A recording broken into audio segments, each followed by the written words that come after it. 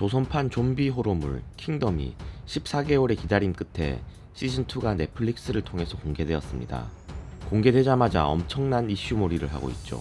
좀비 바이러스, 역병, 전염병의 모양새가 지금의 코로나 바이러스 이슈와 맞물려 시너지 효과를 극대화했다고 할 수 있습니다. 오늘은 조선 좀비 사극 킹덤 시리즈의 포스터를 리뷰해보겠습니다. 먼저 시즌1의 메인 포스터를 보면 주인공 세자 이창의 얼굴과 검에 비친 좀비를 대입함으로써 검의 서늘함과 좀비의 섬뜩함이 합쳐져 있습니다. 얼굴 반쪽의 좀비의 반영은 그가 좀비와 마주하고 있다는 것을 의미하며 검을 들고 한쪽 눈으로 상대에게 검을 겨누고 있으므로 그 상대 좀비는 이창이 앞으로 싸워 무찔러야 하는 대상으로 자리 잡고 있습니다. 이렇게 시즌1의 메인 포스터는 싸워야 할 대상을 분명하게 보여주는 전공법으로 디자인되었습니다. 이번에는 시즌1의 캐릭터 포스터를 보겠습니다. 각각의 주 조연들 사이에 눈에 띄는 것이 있습니다. 바로 손. 캐릭터 포스터에는 좀비가 직접적으로 등장하진 않지만 좀비로 추정되는 손을 모든 포스터에 넣음으로써 공포를 극대화했습니다. 각각의 캐릭터들을 둘러싼 손, 그들을 한 구석으로 도망치지 못하게 몰아넣는 공포의 역할로 감독은 손을 택했습니다. 사실 이 손은 다양한 의미로 해석할 수 있습니다. 일단 단편적으로 누구나 알 수 있는 좀비의 손으로 이야기할 수 있습니다.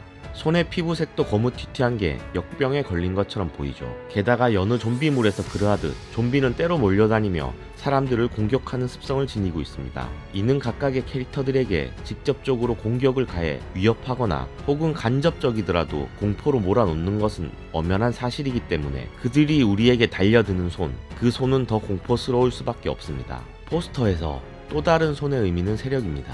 우리가 흔히 말하는 검은 세력, 검은 손과 같이 손은 어떠한 무리들을 뜻합니다. 주인공들을 둘러싸고 있는 세력, 이들을 옥죄어오고 있는 무리들입니다. 주인공 이창은 좀비의 습격뿐 아니라 그를 세자에서 몰아내려고 하는 세력들과도 맞서고 있습니다.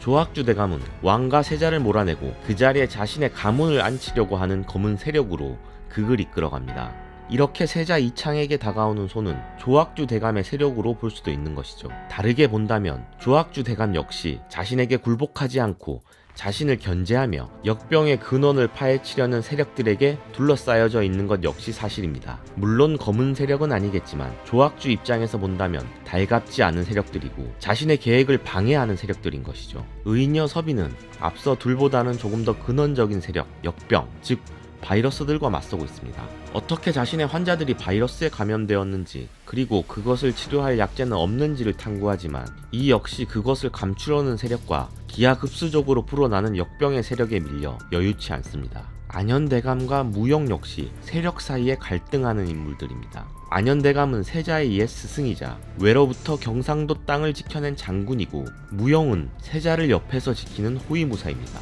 이 둘은 의를 지켜 세자를 따를 것인지 아니면 조종의 실세인 조학주 대감을 따를 것인지 어떤 세력에 붙어야 할지를 고민하는 인물들입니다. 또 손은 미리 손을 쓰다와 같이 무언가를 조종한다라는 의미를 가지고 있습니다. 역병, 좀비 바이러스는 자연이 생긴 것이 아니라 인위적으로 누군가 손에 의해 만들어진 것이고 이것이 퍼지는 것 역시 누군가 미리 손을 썼기에 가능해진 것이죠. 사람들이 역병에 걸려 좀비가 된 이유도 손에서 비롯된 것이라 볼 수 있습니다. 시즌2의 캐릭터 포스터 또한 예사롭지 않습니다. 하얀 백지에 각각의 캐릭터들과 더불어 그들을 특징 지을 수 있는 실루엣이 교묘하게 교차되어 있습니다. 그리고 그 실루엣은 붉은색 선열, 피입니다. 킹덤의 시나리오를 쓴 김은희 작가는 시즌2에서 피에 관한 이야기를 하고 싶다고 말했습니다. 이에 걸맞게 캐릭터 포스터에도 좀비들과 피 튀기는 전쟁의 잔인함이 묘사되어 있고 그 아래로 처참하게 흘러내리는 피, 마치 피가 주인공인 양 눈길을 끌어당깁니다. 시리즈에서 역병에 걸린 좀비들은 피에 굶주려 있으며 맹목적으로 피가 이끄는 곳으로 향합니다. 이 본성은 좀비가 되기 전 그들도 인간이었고 인간의 무의식 중에 내재되어 있던 피의 본능을 이끌어냈다고 볼 수 있습니다. 그리고 실제로 주인공들 또한 좀비들과 다르지 않게 피의 본성에 이끌려가고 있습니다. 조학주 대감은 수많은 희생양을 앞세우고 왕의 죽음을 알리지도 않으면서까지 자신의 가문의 피를 이어받은 손자가 왕위를 계승할 수 있도록 역병의 근원을 만들어가고 판을 키워갑니다. 그는 피를 두려워하지 않으며 그의 탐욕은 자신보다는 가문이 누릴 번영과 권세를 생각합니다. 세자 이창의 호위무사인 무용 또한 세자에 대한 충성 혹은 의리보다는 자신의 아내와 아이의 안위로 이끌립니다. 자신이 살고 있는 마을을 말살시켰기에 복수에 나선 영신도 나쁜지 알면서도 큰아버지 조학주를 따르는 동네 부사도 모두가 유교 사상 아래 혈통과 피의 굴레를 벗어나지 못하고 있습니다. 주인공 세자 이창 또한 왕족의 피로 인해 세권 싸움의 중심에 서 있고 그가 역경을 딛고 왕이 되어 과연 백성들을 이롭게 할 것인가가 시즌 전반에 걸친 지향점이라고 할 수 있습니다. 그러나 세자 이창이 조학주의 계략으로 좀비가 된 왕, 즉 아버지의 목을 스스로 쳐냄으로써 그의 피에 대한 결격 사유가 생겨납니다.